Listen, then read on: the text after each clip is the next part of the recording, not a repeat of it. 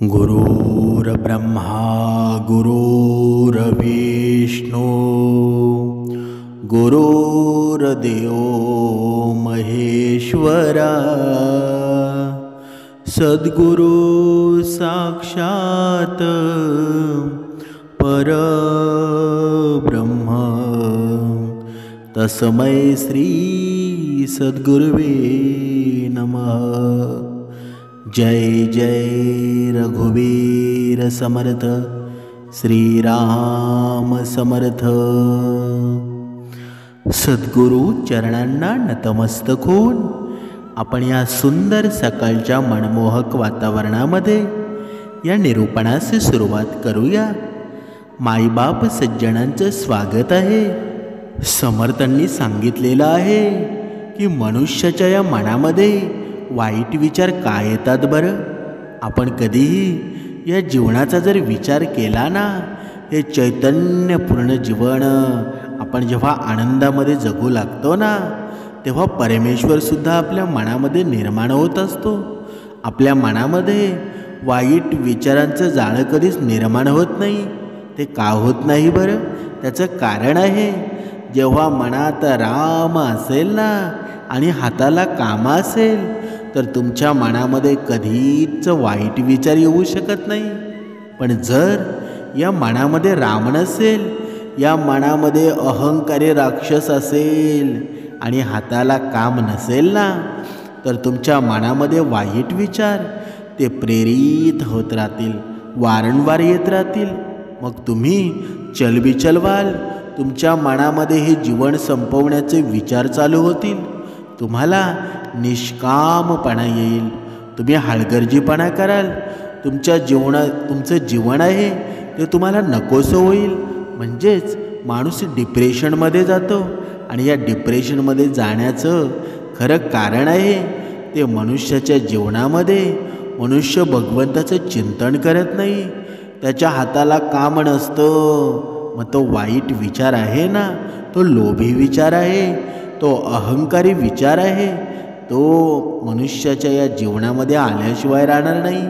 म्हणूनच समर्थांनी सांगितलेलं आहे ना, कोणतंही काम असू द्या ते भगवंताचं स्मरण करून करावं, कारण त्या कामामध्ये आनंदसुद्धा निर्माण होत असतो आणि तुमची अधोगती होण्यापासून सुद्धा तुम्ही वाचू शकता।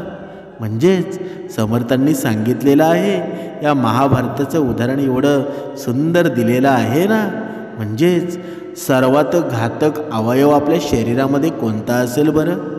तो सर्वात अवयव घातक म्हणजे आपले कान आहेत। कारण का? कारण त्यामध्ये जे काही शिरतं ना, त्यामुळे माणसाच्या जीवनाचं महाभारतच घडून जातं। पण समर्थांनी इथे दुसऱ्या बाजूने सुद्धा समजून सांगितलेलं आहे, पण आपल्या या जीवनाचं महाभारत घडवायचं नसेल तर मनुष्याने काय करावं बरं? तर मनुष्याने बघा, समर्थांनी सांगितल्याप्रमाणे हा भक्तिमार्ग जर या जीवनामध्ये निर्माण केला ना, तर तुमचं महाभारत कधीच घडणार नाही। महाभारतामध्ये आपण पाहिलं असेल किती कूटनीत्या वेगवेगळ्या अशा वाईट गोष्टीसुद्धा झाल्या आणि या प्रत्येक मानव जातीला अभिमान वाटावा ना म्हणून धर्माचं कार्यसुद्धा झालं। म्हणजे या धर्मासाठी श्रीकृष्ण स्वारींनी अर्जुनाला या गीतेमध्ये समजवलं की तुझे नातेवाईक आहेत ना, तू ज्यांना जवळ मानतोस तेच तुझे येणाऱ्या काळामध्ये शत्रू होणार आहेत। म्हणून आपल्याला जर धर्माला वाचवायचं असेल ना, तर यांचा बंदोबस्त करायला हवा, तर यांच्यावर आपल्याला विजय मिळवायला हवा। आणि जर आपण विजय मिळवला नाही ना, तर आपला धर्मसुद्धा बुडून जाईल आणि उपासमारीची सुद्धा वेळ येईल। म्हणजेच समर्थांनी सांगितलेलं आहे, श्रीकृष्ण स्वारींनी सुद्धा या गीतेमध्ये सांगितलेलं आहे की जो मनुष्य धर्माला आडवा येत असतो तर त्याचा बंदोबस्त करणंसुद्धा तेवढंच गरजेचं आहे। आता इथे आपल्याला संतांनी शिकवलेलं आहे की मनुष्याने दया, क्षमा, शांतीचा उपयोग करून जीवन व्यतीत करावं। पण जर आपल्या डोळ्यासमोर आपल्यावर अत्याचार होत असतील, आपल्या डोळ्यासमोर दुसऱ्यावर अत्याचार होत असतील ना, तर ते सहन करणं हे अधर्माचं कार्य आहे. म्हणजे तिथे धर्म घडतो का? कधीच घडणार नाही.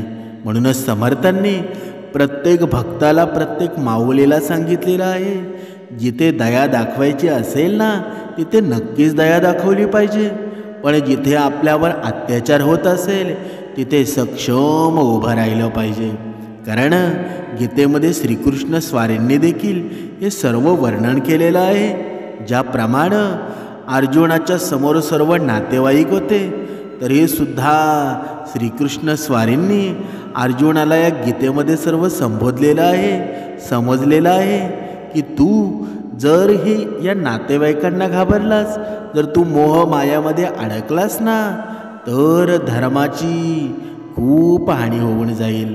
आणि जिथे धर्म बुडतो ना, तर एखाद्या योद्ध्यानं आपला धर्म बुडत असेल तर तिथे सक्षम राहायला हवं. जरी पुढचे परिणाम काही झाले ना तरी चालतील, पण आपला धर्म बुडू नये, आपण अत्याचार सहन करू नये. म्हणजे समर्थांनी सांगितलेलं आहे की आपल्याला उंच आभाळी उडायचं असेल ना, या यशाची गुरुकिल्ली आपल्याला गाठायची असेल, तर आपल्याला कावळ्यासारखं होऊन जमेल का? कधीच जमणार नाही. आपल्याला गरुडासारखं व्हायला हवं. एवढी उंच भरारी मारावी ना, तर तिथपर्यंत कोणी पोचू शकला नाही. पण समर्थांनी हे सुद्धा सांगितलेलं आहे, गरुडासारखं उंच उडायचं असेल ना, तर या कावळ्यांची संगत सोडावी लागेल. म्हणजेच जर या गरुडाने कावळ्यांसोबत संगत केली ना, तर कावळा उडून उडून किती उंच उडू शकतो बरं. बघा, आपल्या डोळ्यांना दिसेल ना एवढा तो उंच राहू शकतो, पण गरुडाची झेप असते ना, एवढ्या आभाळी उंच उडतो ना, तर कुणाच्या नजरेस सुद्धा येत नाही आणि आभाळातच शिकार करून खातो. म्हणजेच आपली झेप कशी असावी हे समर्थांनी सांगितलेलं आहे. म्हणून गरुडाने, बघा, तू खूपच महान आहेस, खूपच तू चांगला भक्त आहेस, खूपच महान व्यक्ती आहेस, तू गरुडासारखा आहेस, पण या गरुडाने या कावळ्यांची संगत कधी करू नये. जर तुम्ही कावळ्यांच्या संगतीमध्ये राहिलात ना, तर तुमचासुद्धा कावळा कधी होऊन जाईल तुम्हाला कळणार सुद्धा नाही. समर्थांनी हे कावळे कुणाला उद्देशून म्हटलेलं आहे, म्हणजे दुसऱ्यांवर जळणारी माणसं, त्यांच्या संगतीमध्ये तू राहू नकोस. दुसऱ्याचं जे अहित करतात ना, त्यांच्या समोर तू जाऊ नकोस. दुसऱ्यांचे कान भरतात, त्यांच्याबाबत तू कधीच त्यांच्या संगतीमध्ये जाऊ नकोस. आणि हे कावळे आहेत ना, तुला वारंवार हे संसारामध्ये मिळत असतात, पण जशाचं तसं उत्तर द्यायला शिक. म्हणजेच त्यांची जर तुला संगत करायची नसेल ना, तर तुझ्या जीवनामध्ये भक्तीसुद्धा घडली जाईल. म्हणजे तू गरुड आहेस, गरुडासारखा विशाळ आहेस. म्हणजेच तुझे विचारसुद्धा तेवढे उंच असायला हवे. तर तू गरुड असून जर कावळ्यासारखे विचार करत असशील, तर तुझ्या जीवनामध्ये तू गरुड असूनसुद्धा अधोगती निर्माण होईल. म्हणजे ज्याप्रमाणे आपण, बघा, या मुक्ताबाई आणि चांगदेवाचं सुद्धा पाहिलं. चांगदेवांना एवढी विद्या, बघा, येत होती, वाघावर बसून यायचे. म्हणजेच त्यांच्यामध्ये अहंकार होता ना, पण तो अहंकार छोट्याशा मुक्ताबाईनं, बघा, पूर्ण धुळीस मिळवला ना. त्याप्रमाणे तुम्ही किती महान आहात ना, हे महान तुमचं वागणं ठरवत असतं.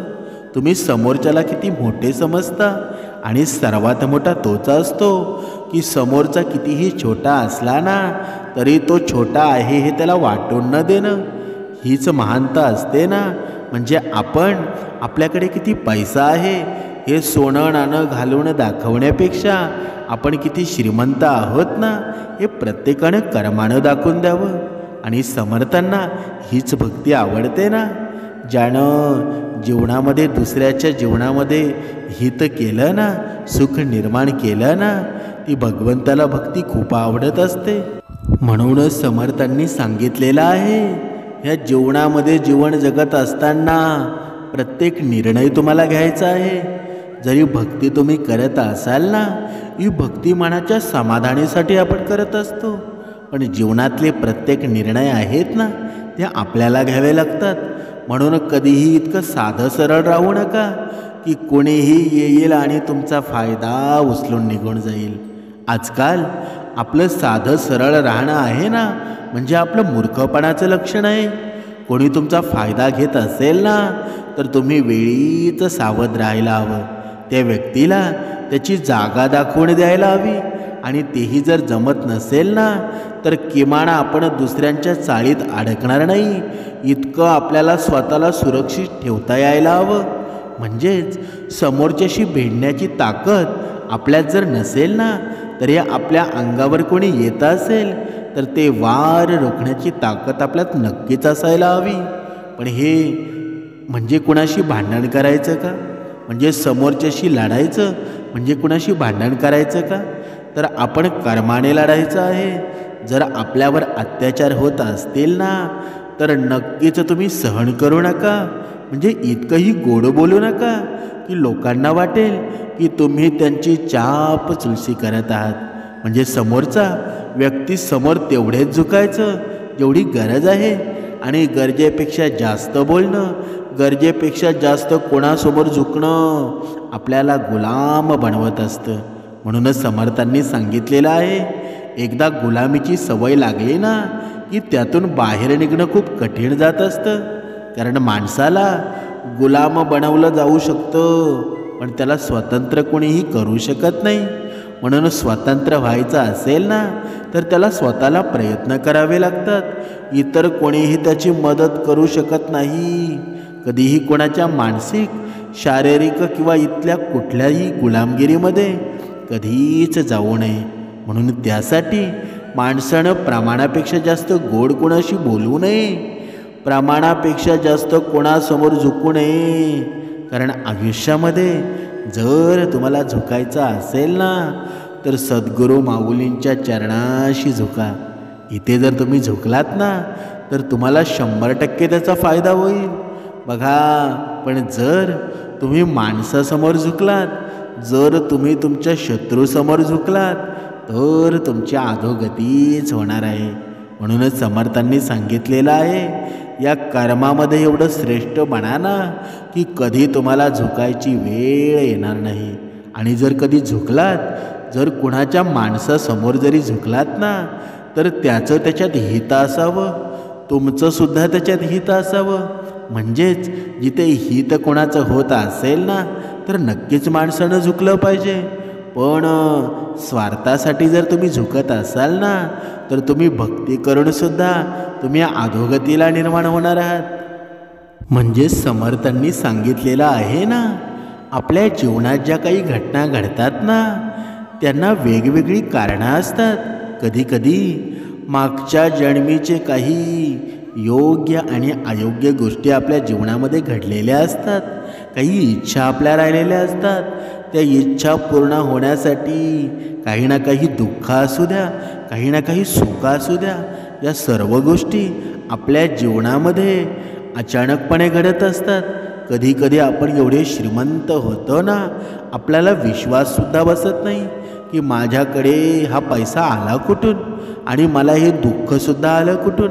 म्हणजे या गोष्टी आहेत ना, त्या सर्व भगवंतांनी रचलेला हा चित्रपट आहे. आणि या चित्रपटामध्ये आपण किती पुण्य करतो ना, हे भगवंत वेळोवेळी परीक्षा पाहत असतो. पण आपण मात्र जेव्हा माणसाच्या जीवनामध्ये सुख निर्माण होतं ना, तेव्हा तो अहंकारी बनतो, तेव्हा तो लोभी बनतो. पण समर्थांनी सांगितलेलं आहे ना, जर ज्याच्याकडे पैसा असून जो भक्तिमार्ग करत असेल ना, तर त्याचं जन्मोजन्मी भगवंत त्याची साथ देत असतो. आणि ही साथ असते ना, ती प्रत्येकाला मिळू शकते. पण पैसा आल्यानंतर कधीही अहंकारी माणसाने बनू नये. म्हणजेच आपल्या जीवनामध्ये अशा भरपूर गोष्टी घडणार आहेत. ज्याप्रमाणे आपण पाहिलं असेल, महाभारतामध्ये एवढ्या गोष्टी घडल्या, रामायणामध्ये एवढ्या गोष्टी घडल्या.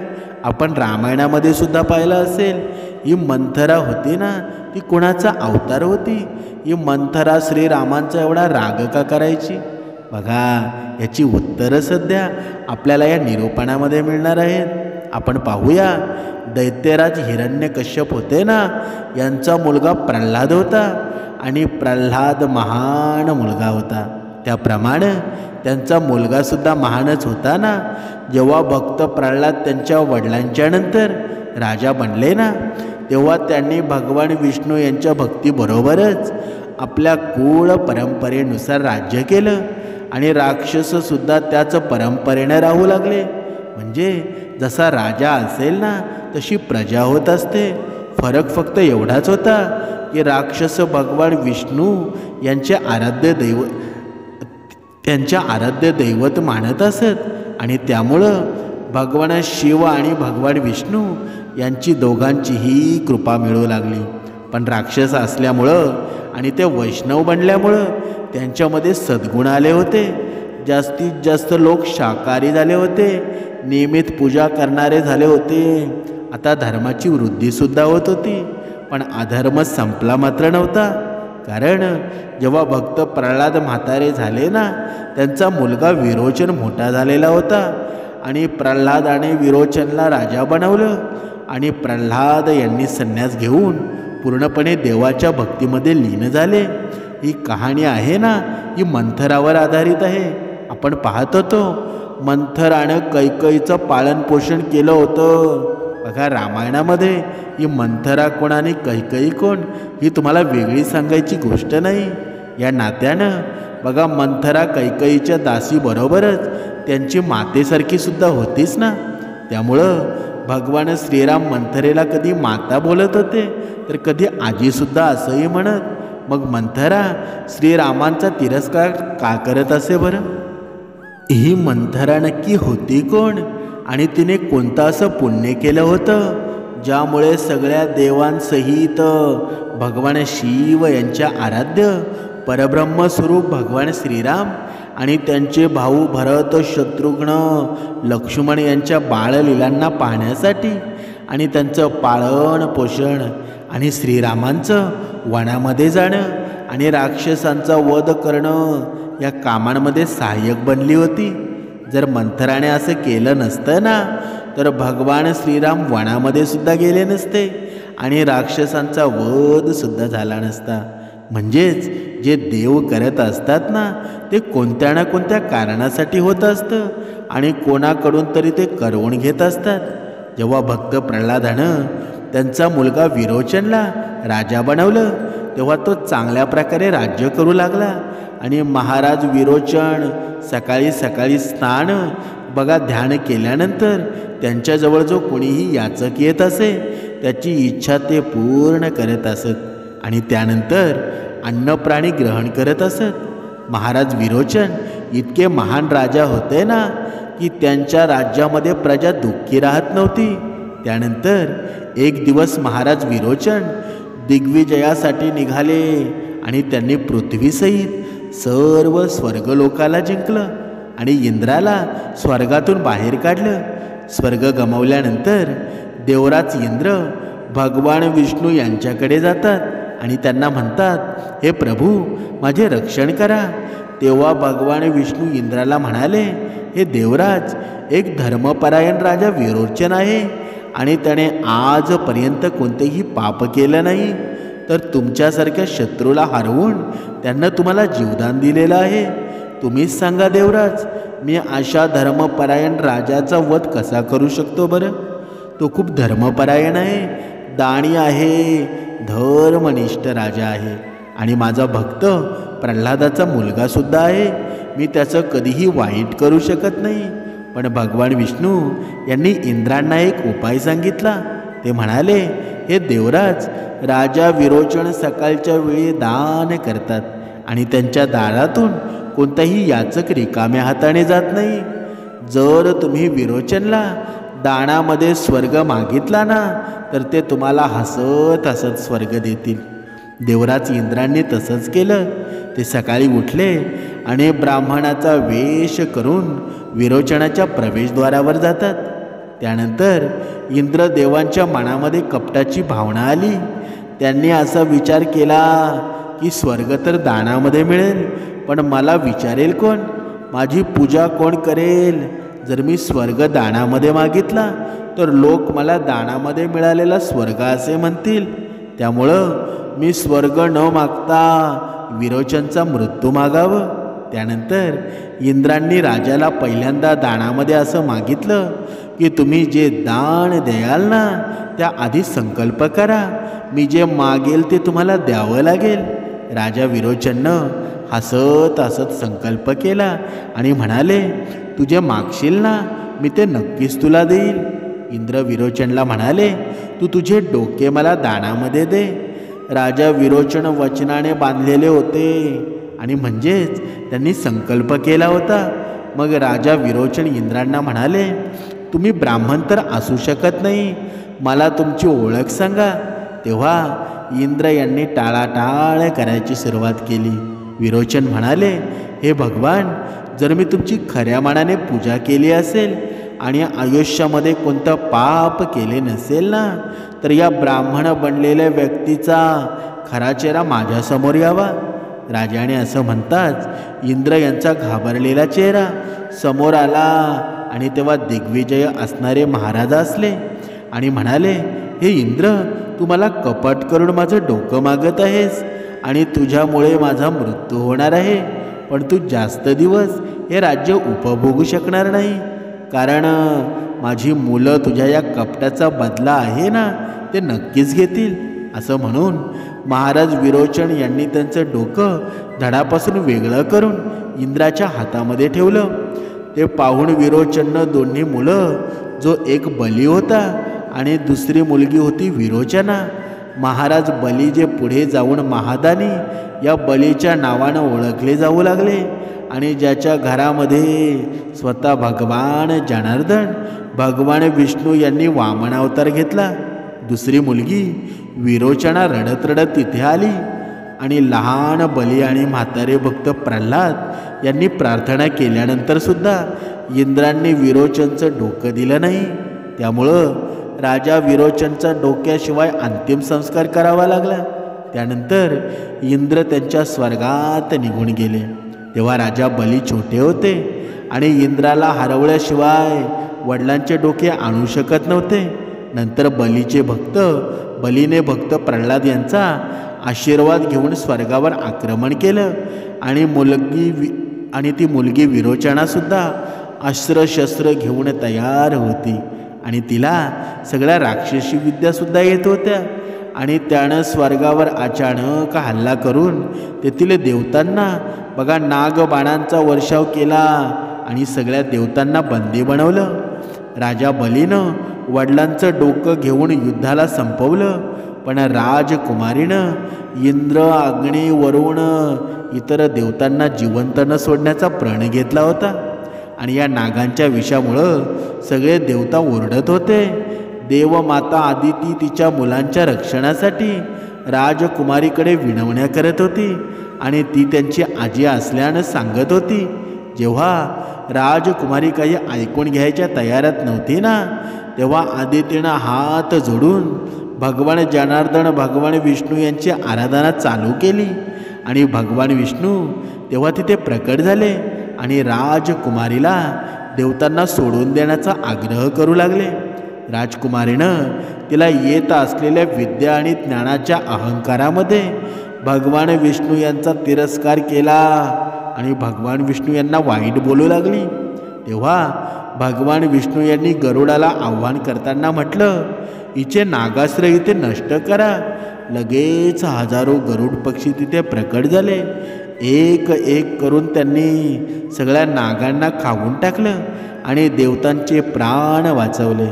राजकुमारी तिच्या वडिलांबरोबर कपट झाल्यामुळे रागात होती. त्यामुळे ती गरुड सेनेवर आक्रमण करू लागली आणि तलवार घेऊन त्यांच्या पंखांना कापू लागली. हे पाहून भगवान श्री विष्णू यांचे वाहन गरुड क्रोधित होऊन राजकुमारीवर सेनेसहित हल्ला करू लागले. इतके सगळे करून एकटी राजकुमारी गरुडांपासून कशी वाचू शकली असती? गरुड सेनेच्या चोचीच्या प्रहारानं राजकुमारी जखमी झाली आणि तिचा चेहरा विद्रूप झाला होता. सगळ्या गरुड पक्ष्यांनी राजकुमारीच्या शरीराला चोच मारल्या होत्या आणि त्यामुळं तिच्या शरीरावर भयानक जखमा झाल्या आणि तिचे शरीर वाकून गेले. तिचा चेहरा एकदम भयानक झाला. देवता आणि दानवांचं युद्धसुद्धा संपलं होतं आणि देवतांनी स्वर्ग त्यांच्या ताब्यात ठेवला होता आणि दानव पाताळाचे स्वामी बनले होते. राजकुमार बली राजा बनले होते आणि भक्त प्रल्हाद आणि गुरु शुक्राचार्य यांच्या मदतीनं राज्य कारभार करत होते. इकडे राजकुमारी विरोचनाचा चेहरा विद्रूप झाल्यामुळं लोक तिला हसत होते. या दुःखामुळं त्रासून राजकुमारी नियमित सकाळी आणि संध्याकाळी दुपारी भगवान विष्णू यांना वाईट बोलत होती आणि नंतर जेव्हा त्याचा मृत्यू झाला तेव्हा तिचे कुबड आणि विद्रूप शरीराची आठवण काढत होती. या सर्व गोष्टींचं वर्णन आहे ना आपले धर्मग्रंथ उपनिषदा वेदांमध्ये सुद्धा या गोष्टींचं वर्णन आढळतं आणि त्यांचा पुरावासुद्धा आहे की मरताना माणसाची स्मृती ज्या गोष्टीविषयी असते ना तसाच आताचा नवीन जन्म होतो. आणि हेच कारण आहे की राजकुमारीची स्मृती तिचा विद्रूप चेहरा आणि शरीरामध्ये होती आणि त्यानुसारच तिचा पुनर्जन्म झाला. भगवान श्रीकृष्ण यांनी गीतेमध्ये सुद्धा म्हटलेलं आहे, हे अर्जुन, ज्या माणसाच्या मृत्यूच्या वेळी त्याचा शेवटचा श्वास घेताना त्याची स्मृती ज्या ठिकाणी असते ना, जर तो देवाची आठवण काढत असेल तर त्याला मोक्ष प्राप्त होतो. जर त्यानं त्याच्या स्वतःच्या मुलीची आठवण काढली तर माणसाचं शरीर न मिळता कुत्रा, मांजर, पशु, पक्षी याचं शरीर मिळून जातं. त्याचप्रमाणे राजकुमारी विरोचनानं शरीरसुद्धा नवीन रूपामध्ये प्रकट झालं. तशाच विद्रूप चेहरा शरीराने तिचा पुनर्जन्म झाला आणि तीच कमी घेऊन तिचा जन्म झाला होता. ही राजकुमारी विरोचनानं पूर्वजन्मामध्ये वैर भावनेनं भगवान विष्णू यांचे स्मरण केलं होतं आणि त्यामुळंच भगवान विष्णू यांनी तिला त्यांच्या बाळलीला सगळं सुख दिलं. ज्या हजारो वर्ष तपश्चर्या करूनसुद्धा मिळत नाही, तिने पूर्वजन्मामध्ये भगवान विष्णू यांच्याबरोबर वैर भावना ठेवत प्राणांचा त्याग केला होता आणि पुनर्जन्मामध्ये सुद्धा भगवान श्रीराम यांचा तिरस्कार केला. हेच होतं ना मंतरेच्या भगवान श्रीराम यांच्या तिरस्कारातील कारण. आता तुम्हाला समजलंच असेल, मनुष्याच्या जीवनामध्ये ज्या काही घटना घडतात ना त्या घटना पूर्वजन्मापासून असतात. म्हणजे पूर्वजन्मामध्ये आपल्या काही इच्छा राहिलेल्या असतील, आपण काही कर्म श्रेष्ठ असू द्या किंवा वाईट कर्म असू द्या, ते जे काही केलेलं असेल ना ते कर्माचं फळ आपल्याला या जन्मामध्ये मिळत असतं. म्हणून प्रत्येकाने लक्षात ठेवा, जीवनात कितीही वाईट परिस्थिती जरी निर्माण झाली ना तरी कधीच वाईट कर्म करू नका. कारण कर्माचं फळ आहे ना ते प्रत्येकाला मिळत असतं आणि या कर्माचं फळ एवढं वाईट असतं ना, जर तुम्ही वाईट कर्म केले असाल तर ते वाईट कर्म त्या जन्मामध्ये तुम्ही भोगले नसाल ना तर या कलियुगामध्ये सुद्धा ते भोगावे लागतील. बघा, कधीकधी आपण पाहत असतो काहींच्या जीवनामध्ये एवढा आजारपण लागतो ना, तो आजारपण डॉक्टरला सुद्धा काढता येत नाही. आपण आता पाहिलं असेल, बघा, कधीकधी मनुष्याच्या जीवनामध्ये धन संपत्ती सर्व काही असतात पण तरीसुद्धा मनुष्याच्या जीवनामध्ये सुख नसतं, हे समाधान नसतं. मग तो पैसा असून काही फायदा आहे का? म्हणून या जगामध्ये जर सर्वात जर काही श्रीमंत असेल ना तर ते तुमचे कर्म आहेत. कारण कर्म कुणीही बोलून किंवा विकत मिळत नाही, तर ते स्वतःच्या अंगाने निर्माण होत असतात, स्वतःच्या भावनाने तयार होत असतात. म्हणून कर्मांना आयुष्यामध्ये श्रेष्ठ माना. हे समर्थ विचार आहेत ना तुमच्या जन्मामध्ये तुमचे कर्म श्रेष्ठ करत असतात. तुमची भावनिक स्थिती, विचार करण्याची मनस्थिती हे वाढवत असतात. म्हणून जीवनामध्ये तुम्ही काही जिंकलं नाही तरी चालेल पण कर्म जिंकायला हवेत. जेव्हा तुम्ही कर्मस्थिती जिंकाल ना, कर्मगती जिंकाल, तेव्हा तुम्ही भगवंताचे स्वरूप बनत जाल. तुमच्या जीवनामध्ये एवढ्या समाधान निर्माण होईल ना, तुम्हाला त्या समाधानामध्ये पैशाची अजिबात गरज भासणार नाही. म्हणजे तुम्हाला जे हवं आहे ना ते सर्व सुख तुमच्या पायाजवळ येईल. म्हणून या जीवनामध्ये जर काही करायचं असेल ना, दुसऱ्याच्या जीवनामध्ये सुख निर्माण करा, दुसऱ्याच्या चेहऱ्यावर आनंद निर्माण करा, अन्नदान करा. कारण हे पुण्य तुम्हाला कुठेच मिळणार नाही. आणि समर्थांनी खरी भक्ती आहे ती हीच सांगितलेली आहे. जेव्हा या भक्तीचा आपण विचार करू ना तेव्हा खरा मनुष्य घडेल, तेव्हा माणसातला देव आपल्याला दिसेल. जोपर्यंत माणसातला देव आपल्याला दिसत नाही ना, जोपर्यंत आपण दुसऱ्याचा तिरस्कार करत राहू, तोपर्यंत तुम्ही किती भक्तिमार्ग करा, कितीही व्रतवैकल्य करा, कितीही उपवास करा, त्याचा काहीच फायदा होणार नाही. म्हणून जीवनामध्ये जेवढा पैसा कमवण्याची गरज आहे ना तेवढे समर्थ विचारसुद्धा आपल्या मनामध्ये प्रेरित करा. ते तुमचं जीवन आहे मृत्यूच्या शेवटपर्यंत आणि मृत्यूनंतरसुद्धा तेच तुमच्या कामी येणार आहे. म्हणून जीवनामध्ये अधोगती जर रोखायची असेल ना तर जीवनामध्ये समर्थ विचार आपल्या मनामध्ये निर्माण करा. 2 वेळची उपासना करा. या जीवनामध्ये तुमच्या जर जवळचं जर कोणी असेल ना तर तो फक्त माझा भगवंत आहे. आणि भगवंत तुम्ही जोपर्यंत चिंतन करता, जोपर्यंत तुम्ही भक्ती सेवा करता ना तोपर्यंत तुमच्या नेहमी जवळच राहील. पण जेव्हा तुमच्या या मनामध्ये वाईट विचार येतील, अहंकार निर्माण होतील, लगेच भगवंत तुमच्या मनामधून निघून जाईल आणि तिथे अहंकार रूपी राक्षस वसेल. मग आता विचार करा, तुम्हाला भगवंत हवा आहे की राक्षस रूपी रावण हवा आहे? तुम्ही विचार करा. तुम्ही विचार असतील ना, जर समर्थ विचार तुमच्या मनात असतील तर तुम्ही श्रीरामांचा विचार, श्रीराम तुमच्या मनामध्ये निर्माण होतील. आणि जर समर्थ विचारांचं तुम्ही अंगीकारलं नाही तर तुमच्या मनामध्ये कायमचा अहंकार, लोभ निर्माण होईल. म्हणून प्रत्येकाने विचार करा, मार्ग बदला. तुमचं हित आहे ना समर्थ विचारांमध्ये आहे.